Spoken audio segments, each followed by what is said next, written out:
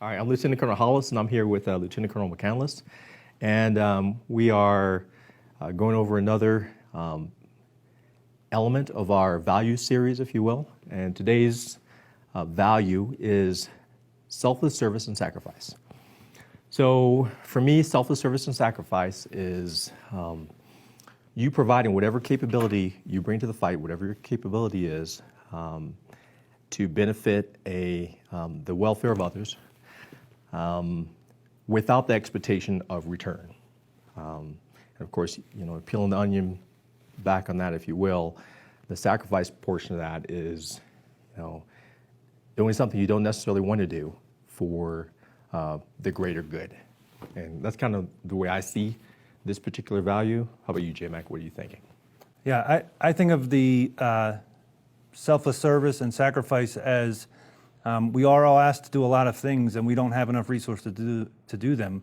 And so really it comes down to we need everybody to do their part to kind of, if everybody works together and does their jobs, we can get a lot more accomplished. And so, but on an individual level, that means we get asked to miss out on things like, birthdays of our spouses or children, or miss out on holidays. And so we've all been there throughout the time.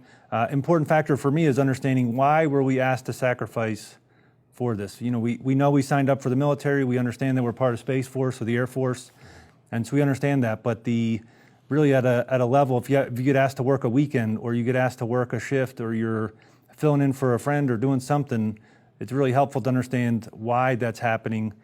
And so for me, really understanding hey, we're preparing for an inspection, this is going to have a big deal, or I'm working on a package that's going to help an airman or, get somebody promoted, I'm much more willing to sacrifice and work on that than if it's just a nebulous, we're told to go do something. So I think it's important to understand why and what we're sacrificing for those kind of things.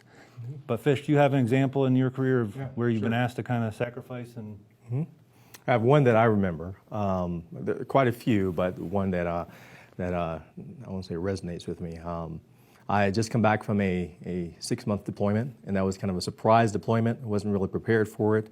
It was 2 weeks from notification to being in the place I needed to be at. So, of course, this threw off family plans. So after that deployment, shortly after that deployment, as soon as I could go again, there was another short notice deployment, and that was a week from notification, and from me being a requirement of me being at the location, and that was rough. That was pretty rough for me, and it was rough for the family in particular. But I understood when my boss came to me with that requirement. It's like, I know he wouldn't come to me if it didn't have to be done. So I prepared my family for it the best I could. And, I rolled out and executed. But that was quite a sacrifice. Yeah. How about yourself? So I think about, I was a crew commander at the 11th Space Warning Squadron. And at the time we were working 4-day shifts, and we 12-hour shifts, and we did 4 days or 4 mids. And so I'd worked 4 mid shifts in a row. And coming off of that last mid shift, I'm ready to go home. We just did, overnight, was awake all night. And one of the airmen on the crew came to me and said, "Hey, sir, I have this package I'd like you to work on and help with me." And I was like, we had just spent the last 12 hours together on the floor and could have worked on this. But so I stayed extra and really helped work on that package. And that's just a little example of like those little times that really as leaders and supervisors, we really need to give that time to airmen and our guardians to make sure that they see that's a sacrifice on the leadership part, but also that the airman had to, or guardian comes to them and says, "Hey, I need help with that." And so, yes, I was 30 or 45 minutes late getting home than I would have wanted to after a 12-hour shift.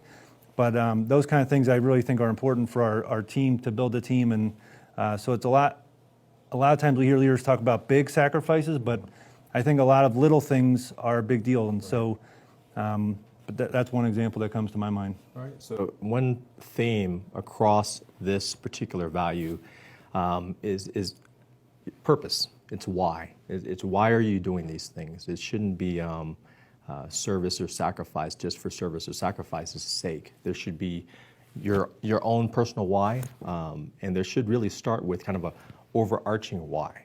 And at least for Delta 4, that why should be working towards Colonel Borkman's vision, which is ensuring an environment or reaching an environment where the U.S. and its allies are free from missile attack.